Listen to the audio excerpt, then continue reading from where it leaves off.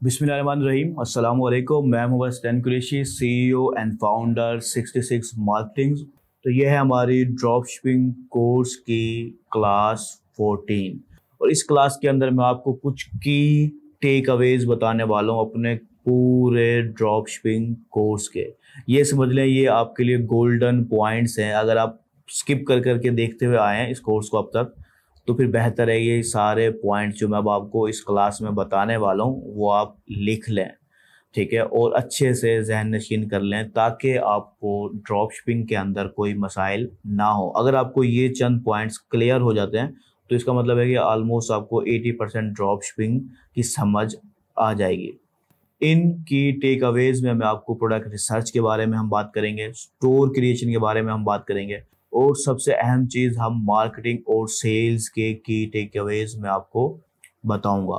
और इन सब चीज़ों के बाद मैं आपको एक स्पेशल गिफ्ट दूंगा अगर आप उसको एक्सेप्ट करना चाहें। और फिर चंद लास्ट बातों के साथ हम इस क्लास को, इस कोर्स को एंड करेंगे। तो ये सब कुछ हम इस लास्ट क्लास के अंदर डिस्कस करने वाले हैं। तो चलिए हम अपने इस क्लास को स्टार्ट करते हैं। तो डिस्कस करते हैं। सबसे पहली चीज़ की टेक अवेज जो है वो मैं आपको पहले वो बताता हूँ वन बाय वन। और आप नोट कर लें, बेहतर है, वरना बाद में स्क्रीनशॉट ले सकते हैं। तो सबसे पहला और अहम पॉइंट स्टार्टिंग से मैं आपको बताऊं तो ये चीज़ हर स्टूडेंट के स्टोर में मैंने तकरीबन देखी है कि उन्होंने एक से ज़्यादा प्रोडक्ट्स डाले हुए हैं। ठीक है, ये यकीन करें, अगर आप बिल्कुल बिगिनर हैं और स्टार्ट करने वाले हैं ना, 100 प्रोडक्ट या 1000 प्रोडक्ट विनिंग हो बेशक सारे के सारे, आप लोगों की कभी भी मदद नहीं करते।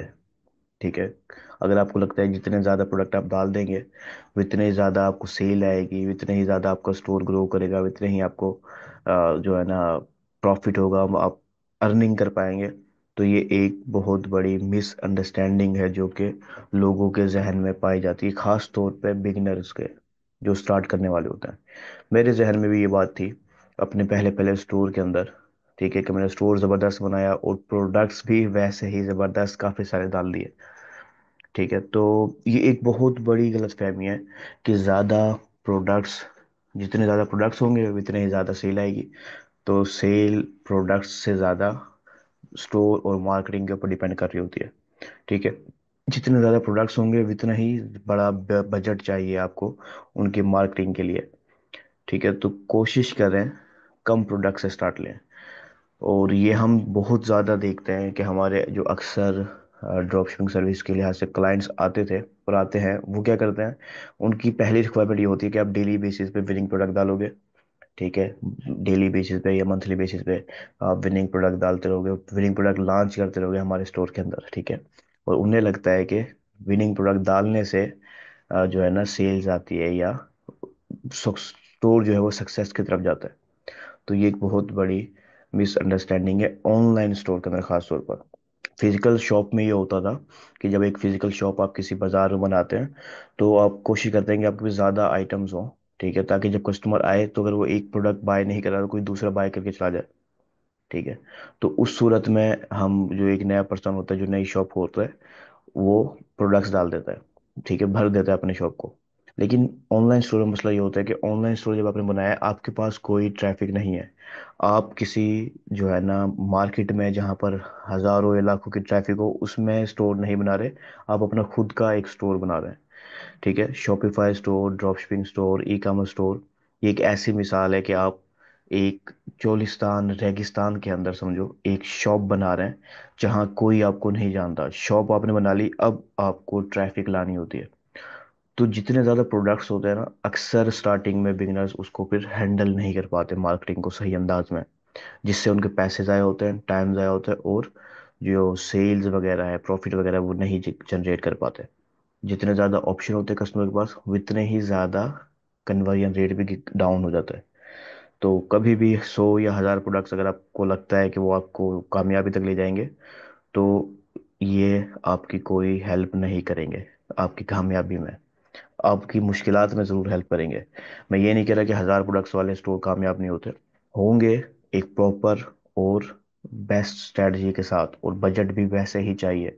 एक नया पर्सन इस चीज़ को हैंडल नहीं कर पाता मोस्ट ऑफ द टाइम। तो आप कोशिश करें स्टार्ट के अंदर 100,000 प्रोडक्ट्स की तरफ ध्यान ना दें। ठीक है। जो द बेस्ट और रिकमेंडेड है आप लोगों के लिए, मैं स्टार्ट में भी बोलता आया हूँ कि आप कोशिश करें 1 से 3 प्रोडक्ट्स, ज़्यादा से ज़्यादा 10 प्रोडक्ट कर लें। ठीक है। 1 से 3 प्रोडक्ट जो है ना, ये एक गोल्डन रेशियो है, गोल्डन रेंज है मेरे लिहाज से, जो बेस्ट परफॉर्म करती है बिगिनर्स के लिए खास तौर पर। ठीक है। अगर आप इससे भी बढ़ना चाहें किसी वजह से, तो हद 5 या 10 प्रोडक्ट तक चले जाएं।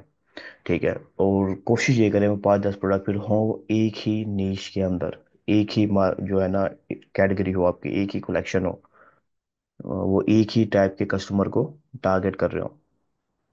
ठीक है। अगर आप लोगों को याद हो कि जो मैंने स्टोर बनाया था सैंपल के तौर पे विज किड वाला, उसमें मैंने 6 प्रोडक्ट डाले थे, लेकिन उन सारे प्रोडक्ट का टारगेट ऑडियंस एक ही थी, एक ही नीच थी। वो थे पेरेंट्स। वो भी ऐसे पेरेंट्स जो अपने बच्चों की मेंटल हेल्थ के लिए लिहाज से और हेल्थ के लिहाज से एक्टिविटीज़ के ऊपर फोकस रखते हो। ठीक है। उनके लिहाज से प्रोडक्ट्स है। ठीक है। तो ये ज़्यादा बेस्ट ऑप्शन है, बेस्ट स्ट्रेटजी है कंटिन्यू करने के लिए, स्टार्ट करने के लिए, स्पेशली एज अ बिगनर। और मैं बहुत सारे ऐसे लोगों को जानता हूँ जो 1 प्रोडक्ट मिलियनर्स हैं। ठीक है। सिर्फ एक ही प्रोडक्ट से उन्होंने अपने स्टोर को मिलियंस ऑफ डॉलर तक पहुंचाया है। ठीक है। एक ही प्रोडक्ट से। तो मेन चीज़ होती है एक अच्छा प्रोडक्ट मिल जाए, उसको आप बेइंतहा अंदाज में सेल कर सकते हैं। ठीक है। एक प्रोडक्ट भी बेस्ट ऑप्शन है। ज़्यादा से ज़्यादा 3 प्रोडक्ट कर लें, हद मार के 10 कर लें, उससे ज़्यादा ना बढ़ें, लेकिन नीश एक ही रखें स्टार्ट के अंदर खास तौर पर। ठीक है। उसके बाद जो नेक्स्ट पॉइंट है मेरा, वो है नो योर कस्टमर। इस चीज़ को सारे बिगनर्स, बेशक ड्रॉप शिपर्स हों, ई कॉमर्स के पर्सन हो, यहाँ तक कि मार्केटर्स भी हों, वो इस चीज़ को जो है ना इग्नोर कर जाते हैं। ठीक है। उन्होंने एक प्रोडक्ट देखा, उन्हें उन्हें एक प्रोडक्ट मिसाल के तौर पर जैसे हमारे वीज किट में था टैबलेट, किड्स टैबलेट। उन्हें पता चल गया, एक सिंपल जो एक पर्सन है वो सेंस कर लेता है, यानी कि वो अंदाजा लगा लेता है कि ये प्रोडक्ट जो है वो बच्चों की मार्केट को टारगेट कर रहा है और पेरेंट्स जो है ना बाय करेंगे। ठीक है। वो समझ गया और वो इसी चीज़ पे इक्तिफा करके बैठ जाता है। ठीक है। डिटेल में नहीं जाता, अपने कस्टमर को ज़्यादा से ज़्यादा जानने की कोशिश ही नहीं करता। तो मैं आपको हमेशा रिकमेंड करूंगा, इसीलिए मैंने आप लोगों को ये नो योर कस्टमर की वर्कशॉप भी दी थी फ्री के अंदर, ताकि आप लोग वहाँ से सीख सकें। इसकी सिर्फ एक ही वजह होती है, जब अपने कस्टमर को आप जितना अच्छे से जान सकेंगे, उतने ही अच्छे से आप बाकी सारे काम कर पाएंगे, उतने अच्छे से स्टोर बना पाएंगे, उतने अच्छे से मार्केटिंग कर पाएंगे। ठीक है। उतने अच्छे से उनके लिए ऑफर्स लेके आ पाएंगे, जो आपके लिए भी फायदेमंद हो, उनके लिए भी फायदेमंद हो। तो नो योर कस्टमर एक की पॉइंट है। ठीक है। नो योर कस्टमर एक की पॉइंट है किसी भी बिजनेस के लिए, ड्रॉप शिपिंग के लिए तो खास तौर पर, खास तौर पर। ठीक है। तो अपने कस्टमर को, जैसे आपका प्रोडक्ट फाइनल हो जाए, नीच फाइनल हो जाए, फौरन कस्टमर के ऊपर फोकस करें कि हमारा जो कस्टमर है वो है कौन, उसका एज ग्रुप क्या है, ठीक है, उसकी डेमोग्राफिक क्या है, मेल है फीमेल है, उसकी एजुकेशन वगैरह क्या है, उसके अलावा जो है ना उसके इंटरेस्ट कौन से हैं, उसकी जो है ना पेन पॉइंट्स कौन से हैं जिसको जो वो पसंद नहीं करता, और कौन से ऐसी चीज़ें जिसको वो पसंद करता है। ठीक है। ये सब चीज़ें आपको पता मालूम हो, इसलिए जो मैंने नो योर कस्टमर की वर्कशॉप आपको दी है, वो देखें, वो ज़्यादा बड़ी लेंथी वर्कशॉप नहीं है, उसमें आपको टेम्पलेट भी मिल जाता है। ठीक है। तो उसके लिहाज से आप एक कम से कम सिंपल बना लें। मैंने ये नहीं कह रहा कि आप हाई एडवांस लेवल की नो योर कस्टमर रिसर्च करें, आप बेसिक लेवल की कम से कम कर लें। जब आपको पता होगा ना आपका कस्टमर कौन है, यकीन करें आपके लिए बाकी सारी चीज़ें आसान होती जाएंगी, क्योंकि आपको एग्जैक्ट पता है कि ये कस्टमर है, इसके लिहाज से मैंने प्रोडक्ट बनाना है, स्टोर बनाना है। ठीक है।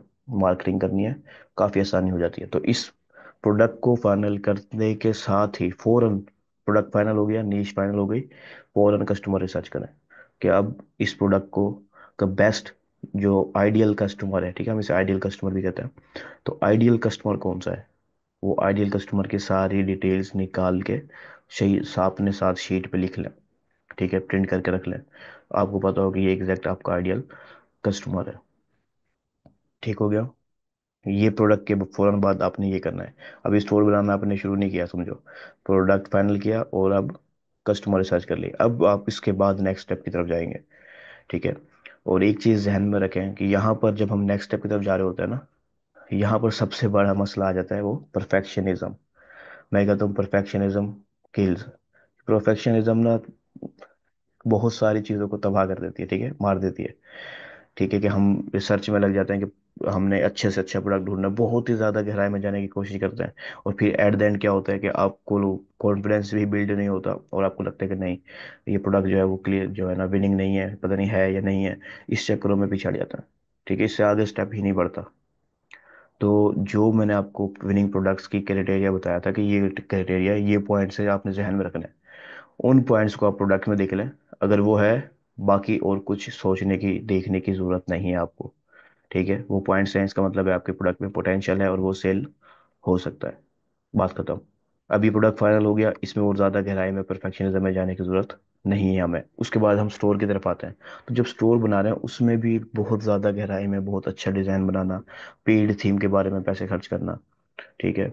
और आजकल शॉपिफाई की जो अच्छी थीम है वो 300 300 400 डॉलर की होती है। तो एक बिगिनर के लिए की अमाउंट थीम पे खर्च करना मैं कभी भी रिकमेंड नहीं कर रहा होगा। ठीक है, आपके पास अगर बजट काफ़ी अच्छा है, ठीक है, आप स्पेंड करें, बिल्कुल बेहतरीन चीज़ों से स्टार्ट लें। लेकिन परफेक्शनिज्म की वजह से ये हो रहा होता है कि हमें अच्छी थीम चाहिए ताकि हमारा स्टोर बड़ा अच्छा दिखे। ठीक है, उसके बाद आगे का प्रोसेस। तो हम फ्री थीम से भी सेल्स ले सकते हैं, और ये मैंने अपने इस 7 वीक चैलेंज के अंदर आप लोगों को करके दिखाया है फ्री थीम के ऊपर। ठीक है, कुछ स्टूडेंट ने मुझसे ये सवाल तक भी पूछे थे कि सर, फ्री थीम में ज़्यादा सेल आती है या पेड थीम पे? तो थीम पे सेल डिपेंड नहीं करती, ये स्टोर के ऊपर डिपेंड करती है, आपको कितना अच्छे से आपने उस थीम को यूज़ करते हुए स्टोर बनाया है। हमने ऐसे स्टोर भी देखे हैं जिनकी पेड थीमें हैं लेकिन लुक उनकी बकवास होती थी, उनको फिर हमने बाद में सही चेंज किया। तो थीम मैटर नहीं करती, स्टोर मैटर करता है। ठीक है, तो परफेक्शनिज्म किसी चीज़ में भी, बेशक वो प्रोडक्ट हो, स्टोर हो या मार्केटिंग हो, परफेक्शनिज्म की चीज़ों में चक्करों में नहीं पड़ना। एक साफ सुथरी चीज़ आपके पास हो, साफ सुथरी, और आप स्टार्ट ले लें। ठीक है, स्टार्ट लेना ज़्यादा बेहतर है, उससे एक चीज़ को इम्प्रूव करने में लगे रहना बगैर ट्राई करे। ठीक है, जब तो ट्राई ही नहीं कर रहे, आपको कैसे पता कि ये स्टोर स्टोर अच्छा है या नहीं है, प्रोडक्ट अच्छा है या नहीं है, मार्केटिंग अच्छी है या नहीं है? तो स्टार्ट लेना ज़्यादा ज़रूरी है परफेक्शनिज्म के बजाय। ठीक है, ये चीज़ याद रखें, और कोशिश करें कि आप नोट साथ साथ बना रहे हो। ठीक है, उसके बाद नेक्स्ट पॉइंट जो मैंने बहुत फोकस किया था कि आपको स्टोर की थीम कौन सी है, मायने नहीं रखती। मायने रखता है कि आपका स्टोर लोड स्पीड में हो। ठीक है, 3 सेकंड से लेस होना बेस्ट है। 3 सेकंड से लेस में आपका स्टोर लोड हो जाए, ये बेस्ट है। खास तौर पे वो पेज जो आप ऐड में इस्तेमाल कर रहे हैं, फिर वो आपको होम पेज है तो होम पेज, अगर वो सिंगल प्रोडक्ट पेज है तो सिंगल प्रोडक्ट पेज। वो 3 सेकंड से कम में लोड हो जाए ज़बरदस्त है, वरना 3 से 5 सेकंड के दरमियान में भी स्पीड हो सकती है। ये इतना नुकसान नहीं पहुंचाती। अगर 5 सेकंड से भी ज़्यादा है तो बहुत ही ज़्यादा नुकसान होता है। ठीक है, आपकी मार्केटिंग की कॉस्ट बढ़ जाती है, और आपको बहुत ज़्यादा जो है ना नुकसान उठाना पड़ता है कि आपकी प्रॉफिट नहीं जनरेट हो रहा होगा। तो ये बेहतरीन और मोस्ट इम्पोर्टेंट चीज़ है जो स्टोर में आपने देखना है, स्पीड। स्टोर की स्पीड आपकी 3 से 5 सेकंड के दरमियान में हो या उससे कम हो, ज़्यादा ना हो। ठीक है, इसके अलावा लाजमी बनाएं, लाजमी बनाएं कि आपका जो स्टोर है वो मोबाइल ऑप्टिमाइज हो। ठीक है, मोबाइल ऑप्टिमाइज से मुराद ये है कि जब कोई पर्सन मोबाइल डिवाइस में खोले तो आपकी पूरा स्टोर एक प्रॉपर अंदाज में फंक्शन कर रहा हो। ठीक है, ऐसा ना हो कि कोई तस्वीर कट रही है दरमियान में से, कोई तस्वीर बहुत ज़्यादा बड़ी है, या कोई पॉपअप आ गया। ठीक है, तो ये नुकसान देता है। अब इसके एक मैं रियल एग्जांपल जानता हूँ। हमारा एक क्लाइंट था, पाकिस्तानी ही था। ठीक है, उनको शूज़ का ब्रांड था, तो उन्होंने क्या किया हुआ था कि जब सेल मार्केटिंग पे पैसे खर्च हो रहे थे, और बहुत ही अच्छा क्लिक थ्रू रेट था, यानी कि सस्ता क्लिक थ्रू रेट था, कि लोग कस्टमर आ रहे हैं लेकिन एक भी पर्सन परचेज नहीं कर पा रहा। ठीक है, और ये हम भी समझ नहीं आई कि यार ये क्यों परचेज नहीं हो रहा। फिर जब मैंने उनके स्टोर को जाके देखा, ठीक है, मोबाइल व्यू पे खास तौर पे, तो उनका एक पॉपअप था जो ओपन हो रहा था, जैसे कस्टमर विजिट हुआ है ना, वो चंद सेकंड के अंदर ही वो पॉपअप ऑन हो जाता था। वो पूरी स्क्रीन को घेर लेता था, और उसको हटाने का भी कोई ऑप्शन, जो क्रॉस का ऑप्शन होता है, वो नहीं था, जिसकी वजह से कस्टमर वापस बाउंस हो जाता था। वो कुछ भी बाय ही नहीं कर सकता था उस पॉपअप की वजह से। ठीक है, तो ऐसी चीज़ों से ध्यान करें, आप खुद एक बार अपने स्टोर को एज अ कस्टमर विजिट करके देखें कि कोई मसला तो नहीं आ रहा। और ख़ास तौर पे ये पॉपअप जैसी चीज़ें जो है कोशिश करें 15 सेकंड 20 सेकंड के बाद ही पॉपअप आए। ठीक है, जो पॉपअप लगाते हैं ना तो उनको ये आइडिया ऑप्शन मिल जाता है कि उन्हें कितने सेकंड के बाद पॉपअप शो करवाना है। तो 15 से 20 सेकंड प्लस रखें, ताकि कस्टमर, अगर कोई कस्टमर इतने सेकंड तक आपके स्टोर पे मौजूद है तो उसको वो पॉपअप शो हो डिस्काउंट का या किसी भी चीज़ का, पहले ना हो। ठीक है, या फिर जब कोई कस्टमर एग्जिट कर रहा हो आपके इस वेबसाइट को क्लोज करने लगे उस वक्त शो हो जाए। तो ये दोनों ऑप्शन होते हैं, तो आप इस तरफ जाएं। और लाजमी बनाएं कि आपका जो पॉपअप है वो मोबाइल ऑप्टिमाइज हो, और उसे क्लोज करने का ऑप्शन भी वाज़े तौर पे विजिबल हो, ताकि उसको इजीली क्लोज किया जा सके। ठीक है, तो इस तरह की और भी बहुत छोटी छोटी गलतियां होती हैं जो अक्सर स्टोर वाले देखे, यानी कि बगैर देखे इग्नोर कर जाते हैं, और फिर बाद में वो मार्केटिंग में कुछ नुकसान का देखना पड़ता है उन्हें। तो मोबाइल ऑप्टिमाइज हो आपको स्टोर। ठीक है, ये मैं ये नहीं कह रहा गुड लुकिंग हो, लेकिन गुड लुकिंग है या नहीं है, मोबाइल ऑप्टिमाइज जरूर हो, सारे फंक्शन प्रॉपर वर्क कर रहे हो मोबाइल की डिवाइस के लिहाज से, एंड्रॉयड मोबाइल है या आईफोन है, जो भी डिवाइस है। ठीक है, इसकी वजह क्यों मैं बोल रहा हूँ कि लाजमी तौर पर मोबाइल ऑप्टिमाइज हो, उसकी एक वजह है कि 70%, ये एवरेज मैं आपको बता रहा हूँ, वर्ल्ड वाइड जो डाटा है, ये 70% तक सेल जो है ना वो मोबाइल से आ रही होती है। ठीक है, 70% ट्रैफिक मोबाइल से आ रही होती है। ठीक है, अगर आपके 10,000 मंथली विजिटर है ना, तो आप खुद देखेंगे 7,000, 7,500 उससे कम आपके मोबाइल डिवाइस से आ रहे होंगे। ठीक है, इस किसी में ये रेशो ज़्यादा होती है, परसेंटेज ज़्यादा होती है, किसी में कम होती है, किसी स्टोर में। तो इतनी परसेंट सेल मोबाइल पे आ रही है, और अगर हमारा स्टोर मोबाइल पे ही ऑप्टिमाइज नहीं होगा तो जाहिर सी बात है हम सेल्स लूज कर देंगे। तो मोबाइल ऑप्टिमाइज लाजमी तौर पे बनाए। ठीक है, ये चंद चीज़ें हैं जो आपने अभी तक मैंने बताई हैं। मैं चाहूँगा कि आप इन नोट करते रहें साथ साथ, ऐसा ना हो कि मैं बताता जाऊँ और आप लोग नोट ही ना करें। नोट कर लें, और बाद में फिर मैं आपको स्क्रीनशॉट के लिहाज से भी बताऊंगा जब ये कंप्लीट हो जाएगा। मैंने एक ही पेज के ऊपर ये सारे पॉइंट रखे हैं ताकि आप इजीली स्क्रीनशॉट वगैरह ले सकें।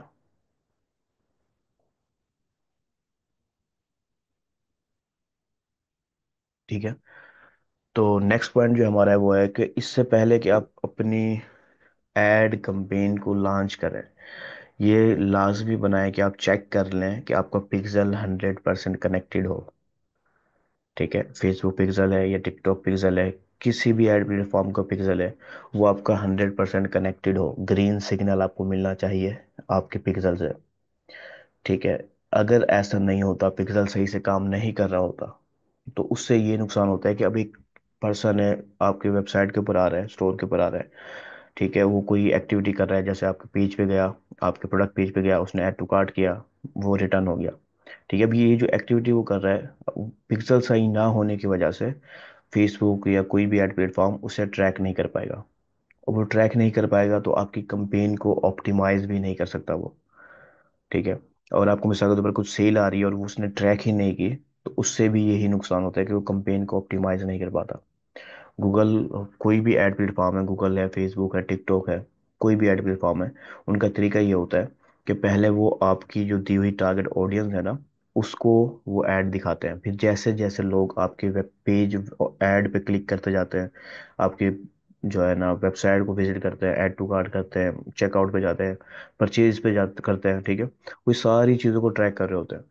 और जो मोस्ट इंपॉर्टेंट डाटा होता है, ठीक है, जिसे फर्स्ट पार्टी डाटा कहते हैं, वो होता है परचेज। ठीक है, स्ट्रॉन्ग डाटा होता है कि ये पर्सन है जिसने बाय किया है। तब जो एड प्लेटफॉर्म है वो क्या करता है, उस पर्सन की कैरेक्टरिस्टिक्स को देखते हैं, उसके इंटरेस्ट को देखते हैं, उसकी जो भी डाटा उसके पास था ना, उस पर्सन की डाटा को वो सारे को कलेक्ट कर लेते हैं। फिर अब उससे रेलिवेंट और लोगों को वो ऐड दिखाना शुरू करते हैं आपकी ऑडियंस के अंदर रहते हुए। फिर जैसे जैसे नंबर ऑफ परचेज बढ़ती जाती है, वैसे वैसे उसके बाद डाटा ज़्यादा से ज़्यादा पॉइंट्स आते जाते हैं। ठीक है, तो इस तरह से पिक्सल जो है हमारा स्ट्रॉन्ग से स्ट्रॉन्ग होता जाता है और हमें ज़्यादा से ज़्यादा रिजल्ट्स मिलते हैं। ये एक दिन में, 2 दिन में या 7 दिन में नहीं होता, चाहे आपका बजट कितना भी हो। ये number of purchase, number of add to cart, इस तरह जैसे जैसे नंबर ऑफ ये डाटा बढ़ता जाएगा वैसे ही स्ट्रॉन्ग होता जाएगा। ठीक है, 7 दिन में जैसे हमने ट्राई किया था ना, हमारा पिक्सल न्यू था, ठीक है, सब कुछ न्यू था, फिर भी हमारी सेल्स आई। ठीक है, फिर हम जैसे जैसे इसे कंटिन्यू रखेंगे हमारी पास और स्ट्रॉन्ग डाटा होगा, और हमारी और ज़्यादा अच्छी सेल्स होती है। ठीक है, फर्स्ट डेज हमेशा ही मुश्किल होता है, हर पर्सन के लिए, हर एड प्लेटफॉर्म के लिए, ठीक है। तो कभी भी अपने फर्स्ट 7 डेज, 8 डे, 14 डेज या मंथ की डाटा के लिहाज से आपने गिव अप नहीं करना होता। ये कस्टमर, कुछ लोग हैं जिन्होंने क्विक रिच स्कीम समझा हुआ है ड्रॉप शिपिंग को, वो यहीं पर मार खा जाते हैं कि वो स्टार्ट के अंदर ही जो उन्हें नुकसान देखना पड़ता है वो भाग जाता है, ठीक है। उस डाटा को फायदे में नहीं लाते। तो हमने बहुत दफ़ा देखा है अपने कस्टमर्स के साथ, स्टूडेंट के साथ, कि उनका पिक्सल सही से काम नहीं कर रहे होते। खास तौर पर जब से समझो iOS 14 की अपडेट आई है, उस वक्त से पिक्सल बहुत ज़्यादा इंपॉर्टेंट हो गया है। तो शॉपिफाई का जो मैंने तरीका आपको पिक्सल सेट करने का बताया फेसबुक का, वो परफेक्टली काम करता है, ठीक है।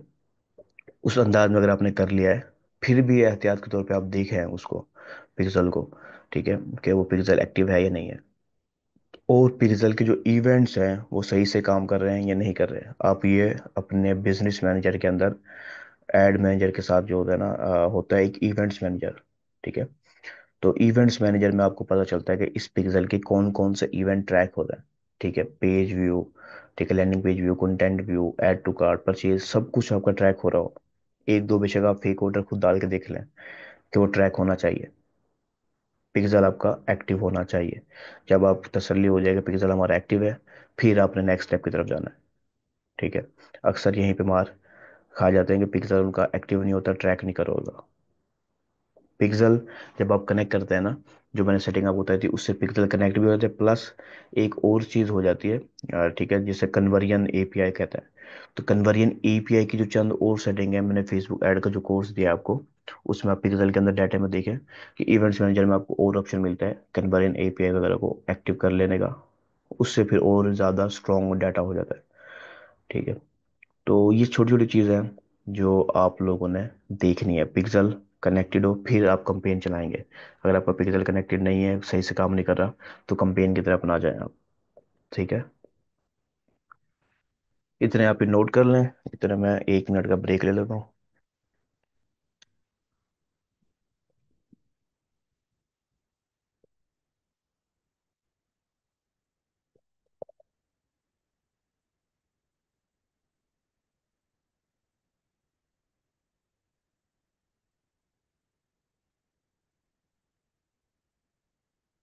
अच्छा, तो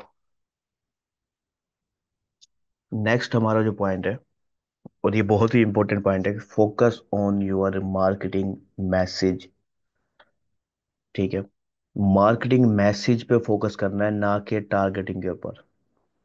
इस वक्त जो लेटेस्ट चीज़ें देखने में आती हैं, वो टारगेटिंग से ज़्यादा मार्केटिंग मैसेज डिपेंड, जो है ना, डिपेंड कर रहा होता है सेल्स वगैरह के ऊपर। टारगेटिंग से मुराद वो टारगेटिंग है जो हम एड कंपेन के दौरान टारगेटिंग कर रहे होते हैं, ठीक है। वो इम्पोर्टेंट है, लेकिन इतनी इम्पोर्टेंट नहीं है जितनी मार्केटिंग मैसेज इंपॉर्टेंट होता है। मार्केटिंग मैसेज में शामिल होता है आपकी एड कॉपी, ठीक है, जो टेक्स्ट आप लिखते हैं, ठीक है। उसके अलावा आपकी एड क्रिएटिव्स, जो इमेजेस हैं या वीडियोस हैं, उसके अंदर जो टेक्स्ट है, ये सब कुछ मार्केटिंग मैसेज में शामिल होता है। तो आपका मार्केटिंग मैसेज जितना अच्छा होगा, और आपकी जो ऑडियंस है, आपका जो आइडियल कस्टमर है, जो आपने पहले ही रिसर्च किया होगा, ये मैसेज जितना अच्छा उस पर्सन को कन्वे होगा, जितना अच्छे से उस पर्सन की समझो दिल को जाके लगेगा, ठीक है, उसके पेन पॉइंट्स को जाके टच करेगा, उतना ही ज़्यादा अच्छी आपको परफॉर्मेंस मिलेगी कंपेन की। टारगेटिंग आप बेशक ऐसे ही फुल जो है ना, ब्रॉड छोड़ दें, ठीक है, मुकम्मल फेसबुक के ऊपर, टिकटॉक के ऊपर, आपको रिजल्ट मिल सकता है अगर आपकी मार्केटिंग मैसेज अच्छा है तो, ठीक है। और आपकी जो टारगेटिंग है, ऑटोमेटिकली फेसबुक वगैरह उस मार्केटिंग मैसेज की वजह से, और जो ऑडियंस एग्जैक्टली उस मैसेज को टारगेट कर रही है, उससे वो आहिस्ता आहिस्ता वो फिर उन्हीं लोगों को ऐड दिखाता जाता है, ठीक है।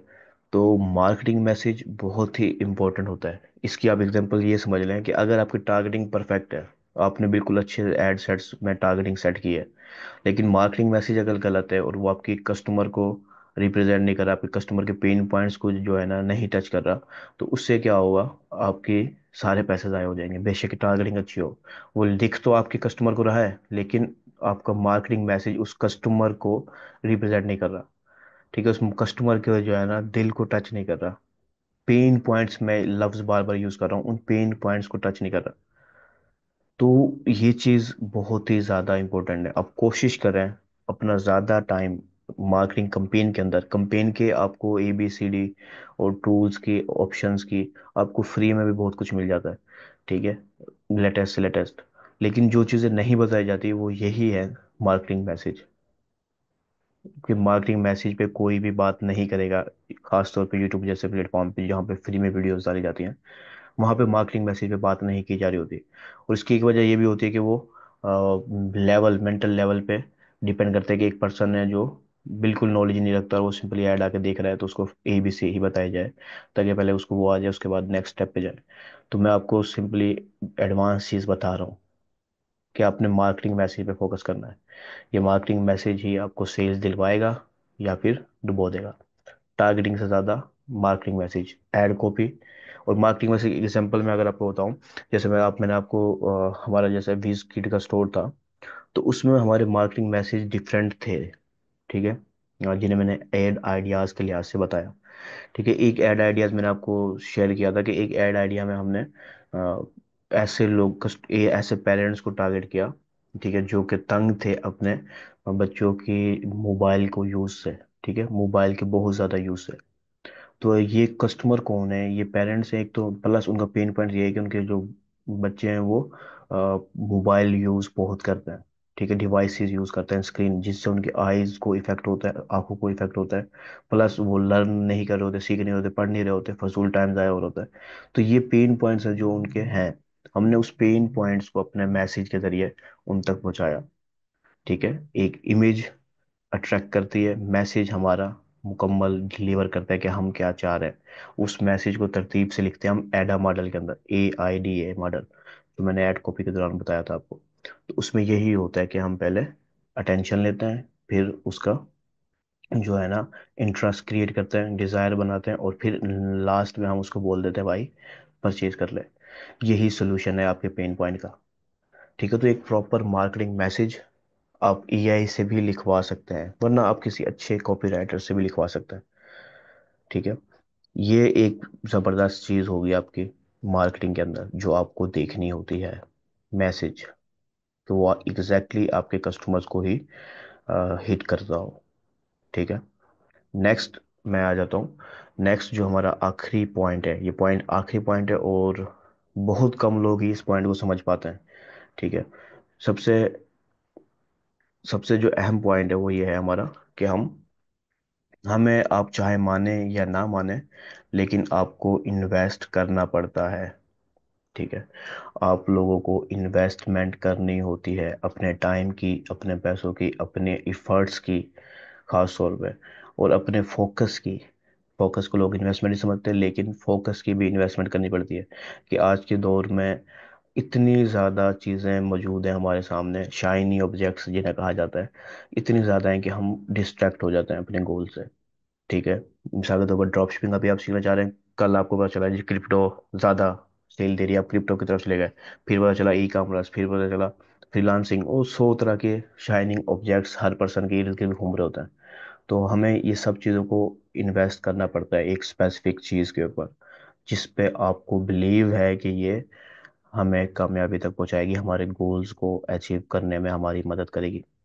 तो आपको ये चीज़ क्लियर करनी होगी, ये मानना होगा, ठीक है, कि विदाउट इन्वेस्टमेंट आप कभी भी ग्रो नहीं कर पाएंगे। वो इन्वेस्टमेंट आपकी टाइम है, वो आपके पैसे हैं, वो आपका फोकस है, ठीक है, वो आपकी एनर्जी है। और ये इन्वेस्ट कहाँ पे करना है? टेस्ट करने के ऊपर, टेस्टिंग के ऊपर इन्वेस्ट करें, लर्न करने पे इन्वेस्ट करें, और फिर लास्ट स्टेप आएगा ग्रो करने पे इन्वेस्ट करना, ठीक है। लेकिन ये इन्वेस्टमेंट बहुत ही ज़्यादा इंपॉर्टेंट होती है, कि हम अगर इन्वेस्ट नहीं करते अपनी टाइम को, एनर्जी को, पैसों को, तो जाहिर सी बात है हम ग्रो भी नहीं कर सकते। इस चीज़ को आप क्लियर करें। आप एक सेकंड, मिसाल के तौर पर आप सेकंड फ्लोर पे जाना चाहते हैं, और आप जो है ना सीढ़ियों के सामने खड़े हो जाए, और बस ये सोचते रहेंगे आपने उस सेकंड फ्लोर पे जाना है, इस बजाय इसके कि आप अपना एनर्जी को इन्वेस्ट करते हुए स्टेप लेना शुरू करें।